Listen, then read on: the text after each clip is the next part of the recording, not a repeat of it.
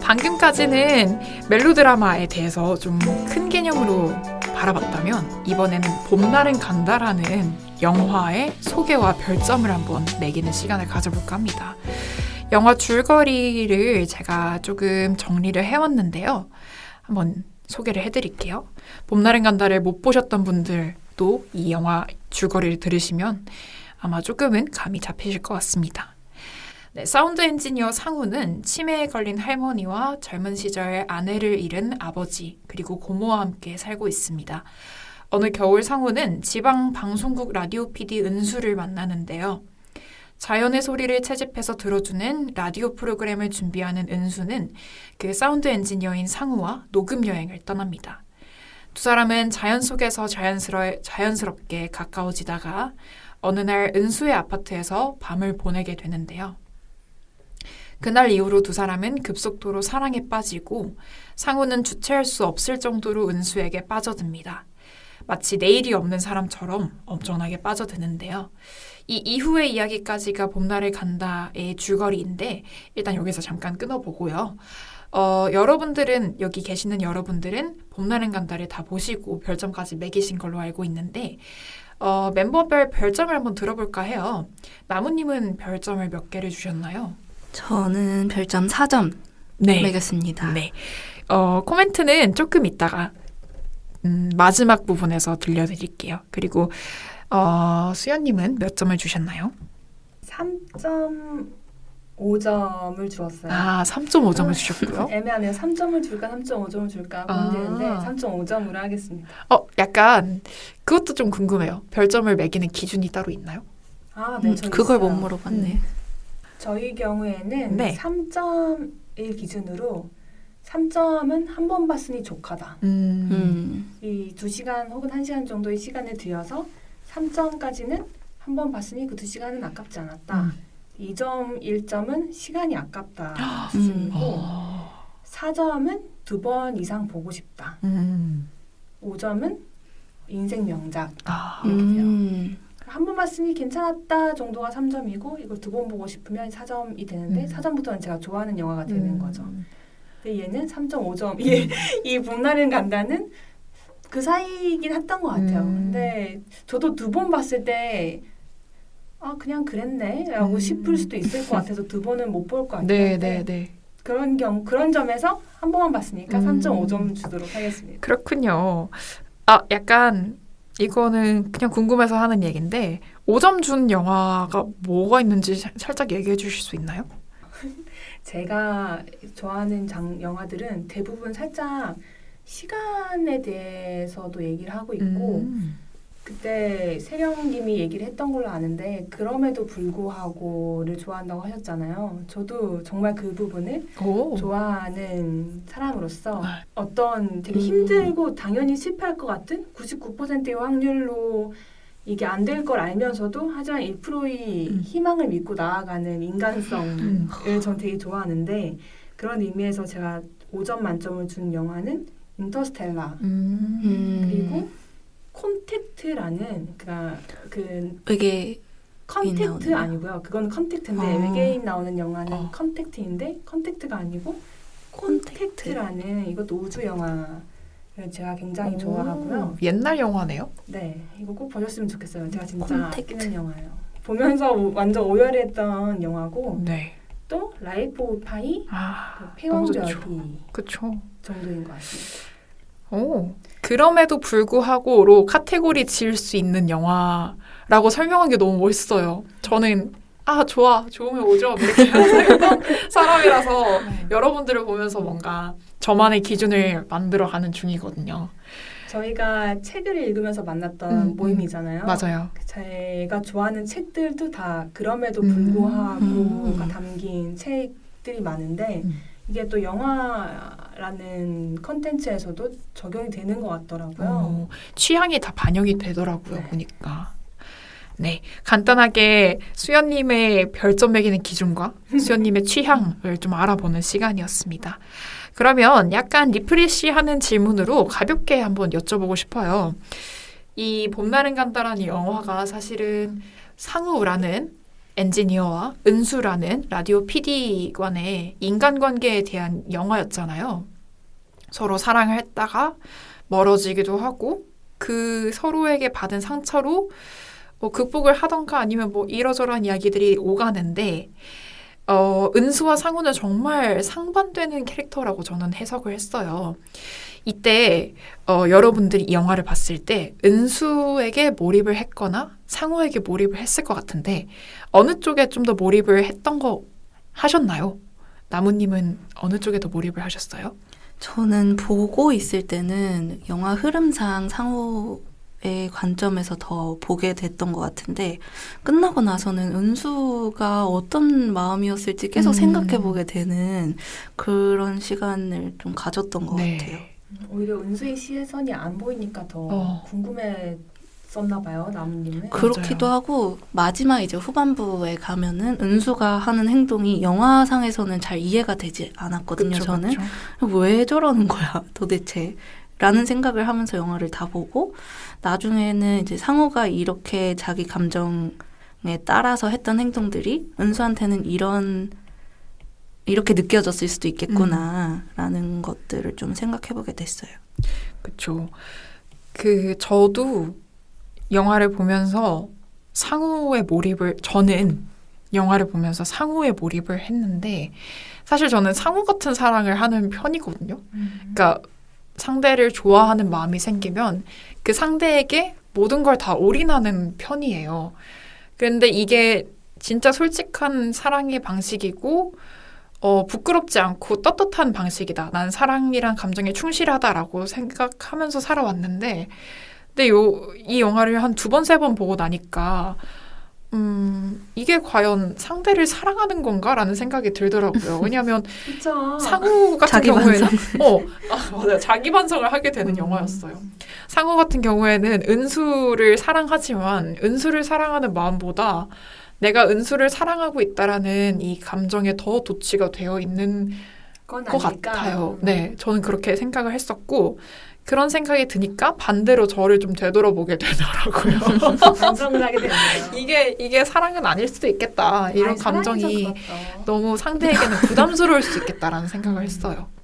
수연님은 어떠세요? 은수에 좀 더 몰입을 하셨는지 상우에 좀 더 몰입을 하셨는지? 저는 두 분과 달리 영화를 볼 때부터 굉장히 은수에게 이입을 해서 은수 안 돼. 은수의 마음을 알아줘. 이러면서 상우에게 계속 상우 탓을 했던 것 같아요. 왜냐면 제 생각에는 상우는 굉장히 적극적이고 또 솔직하고 자신의 마음에 항상 이제 모든 걸 드러내고 아쉬울 게 없는 사람인데 은수는 그렇지 않은 사람이라고 느꼈거든요. 네. 자신의 마음이 소중하고 또 이게 한 번 한 번이 아까워서 이게 상처받을까봐 두려운 상태의 사람이고 또 조금 관계가 조심스러운 인물이라고 느꼈어요. 그렇죠. 저도 관계에 대해서는 특히 소중하고 아끼는 관계일수록 좀 조심스러워지는 면이 있어서 은수가 이렇게 적극적이지 않고 항상 한 발짝 빼는 게 더 저는 공감이 많이 가더라고요. 제가 최근에 자꾸 책 얘기를 하게 되는데 좋아요. 책을 이야기하면 좋죠. 최은영 작가의 밝은 밤이라는 책을 읽고 있어요, 지금. 근데 여기서도 이 화자인 나아가 이혼을 해서 서울에서 이혼을 해서 이제 희령이라는 강원도 아마 동해 쪽의 바닷가 도시로 내려와 있는 상황이에요. 근데 그 부분에 그때 어떤 나레이션이 있는데 이게 희령에 대해서 얘기하면서 이제 자기 상황을 얘기를 하는데 너무 어쩌면 은수가 이런 마음이 아니었을까라는 생각이 드는 부분이 있어서 제가 적어왔는데 읽어드릴게요. 그때 나는 사람이 싫으면서도 한편으로는 간절히 사람을 만나고 싶었다. 서울에서처럼 친구와 한참 이야기하고 싶기도 했고 손을 뻗으면 닿을 곳에 내 편이 되어주는 사람이 하나만 있어도 좋겠다는 욕심이 들기도 했다. 하지만 가깝고 끈끈해서 속까지 다 보여주고 서로에게 치대는 사이가 아니었으면 했다. 나에게 결혼은 그런 것이었지만 더 이상 그런 관계가 가능하리라는 믿음이 들지 않았다. 저는 이게 너무 은수네요. 은수네요, 진짜. 외롭지만 이제 관계에 대한 어떤 희망이나 가능성을 기대하고 싶지 않은 기대해봤자 나만 다칠 걸 아니까 조심스러운 한 번은 그런 상처를 받았고 그 상처가 아직까지도 아물지 않은 거죠. 그렇죠. 그리고 그거를 아물게 하고 싶지도 않은 것 그쵸, 같기도 그쵸. 하고요. 너무 은수와 같은 입장인 것 같아요. 그 수연 언니가 그 구절을 딱 읽어주시니까 영화 속에서 그 은수가 다른 남자랑 술 마시고 들어온 날 있잖아요. 그날 이제 상우가 안아주는데 뭐 상우한테 막 안겨서 우는 장면이 있었어요. 그러면 상우가 힘들지? 힘들구나 라고 해주는 장면이 있었는데 그게 갑자기 딱 생각이 나네요. 그 장면이. 그러게요. 뭐가 힘들까라는 생각을 저는 영화 보면서 했거든요. 아니 남자 만나고 자기 놀 거 다 놀고 그리고 서울에서 강릉까지 나보러 와주는 애도 있고 뭐가 그러니까요. 힘들다는 거야? 라는 생각으로 봤었는데 이걸 딱 들으니까 아 그 좀 허전한 마음, 공허한 마음. 어쩌면 상우도 그런 은수를 알고 있었을 수도 있을 것 같아요. 근데 은수는 그게 부담스럽지 않았을까? 라는 생각도 드네요. 왜냐면 딱 그 나문이 말했던 그 장면 바로 다음날 아침에 상우가 북엇국을 끓였잖아요. 맞아요. 그 따뜻한 밥 먹자고 하는데 은수가 짜증을 내는데 그쵸. 처음에는 됐어 이러다가 나 좀 내버려둬 막 이러면서 입을 딱 덮는데 그 굉장히 다른 사람들은 은수 왜 저래? 저 상우가 저런 남자가 어딨다고 밥까지 서울에서 강릉까지 4시간 차 타고 가지고 아침에 북엇국 끓여준 남자가 어딨다고 라고 할 수 있지만 목에 겨웠어 이러고. 그러니까 은수 입장에서는 그 마음이 아닌 네, 거죠. 그쵸. 그렇게까지 나를 신경 써주지 않았으면 하는 게 있지 않았을까 싶어요. 맞아요. 그 장면이 저는 그 두 사람의 갈등 관계의 최고조였던 것 같아요. 맞아요. 은수 나름대로도 이제 복잡한 거죠. 왜냐면 나는 새로운 남자랑 술 먹고 들어왔는데 상우는 이런 나도 받아주고 이런 티 없이 맑은 애를 내가 상처를 줄 게 너무 무섭기도 하고 미안하기도 한 마음도 들었을 것 같아요. 네, 그런 갈등 둘이 너무 다르기 때문에 끌렸지만 결국에는 그런 다른 점 때문에 갈등을 빚게 되는 상황에서 저는 되게 공감을 하기도 하고 좀 슬프다. 사랑이라는 게 오래 가지는 않는 거구나. 사랑이 변하는 거구나 라는 걸 느꼈던 것 같아요. 명대사가 있잖아요. 상우가 이제 헤어질 때 어떻게 사랑이 변하니? 이렇게 말하잖아요. 근데 바보야 사랑은 변하는 거야 이렇게 혼잣말을 했던 기억이 있습니다. 제 생각에는 사랑이 변하진 않고 서로가 서로를 너무 좋아했다 보니까 그 사랑 어떤 콩깍지라고 하잖아요. 상대의 사랑도 내 사랑과 같을 것이다 라는 믿음으로 서로를 만났다가 사랑이 식어가는 과정은 식는다거나 사랑이 변하는 게 아니고 서로의 마음이 다르다는 거를 확인해가는 과정이 아니었나 싶어요. 저는 은수의 사랑도 충분히 사랑이었다고 생각을 하고 상우의 사랑도 충분히 사랑이었다고 생각을 하는데 사랑의 어떤 파동이라고 해야 될까? 네. 그 크기가 서로 이제 안 맞았기 때문에 어쩔 수 없이 헤어져야 했던 사실은 우리 입장에서 어쩔 수 없는 거지만 그들의 입장에서는 당연히 헤어질 수밖에 없었던 게 아닐까 저는 싶습니다. 저도 비슷하게 하고 싶었던 말이 이 영화를 보면서 저는 시간과 사랑 이거를 엄청 고민을 많이 하게 되더라고요. 그러니까 꼭 은수랑 상우의 이야기가 아니더라도 전체적으로 항상 시간이 맞지 않아서 엇갈려서 생기는 장면들이 계속 나오더라고요. 장면 분석을 다 하나하나 할 수 있을 정도로. 그래서 은수랑 상우의 사랑은 어떤 시간을 가지고 있을까라고 생각해보면 은수는 그 소화기 사용법 외우는 장면이 있잖아요. 그 장면도 왜 있는 걸까 엄청 궁금했던 장면인데 맞아요. 초반에 나오죠. 네, 초반에도 나오고 나중에 다른 새로운 남자를 만날 때도 뭐 소화기 사용법 아세요? 이렇게 한번 던져보는 그런 장면이 있는데 이게 은수의 사랑을 좀 보여주지 않을까 하는 생각이 들었던 게 한순간을 그러니까 말할 때 어떻게 말하냐면 커피 마시는 동안 잠깐 외웠어요 하면서 이렇게 말을 해주거든요. 그래서 그 순간을 잡고 싶은 거죠. 그냥 순간순간을 즐기고 싶은 마음이 큰 사랑이고 그리고 상우는 내가 라면으로 보여? 라고 할 때처럼 라면이 아니라고 선언을 하는 거잖아요. 그러면은 약간 제도권의 결혼이라든지 뭐 가족들도 장가 언제 가냐, 손주 봐야지, 그런 걸로, 데리고 와라. 그런 것들로 똘똘 뭉쳐 있는 미래에 대한 시간으로 사랑을 하는 사람이 아닐까.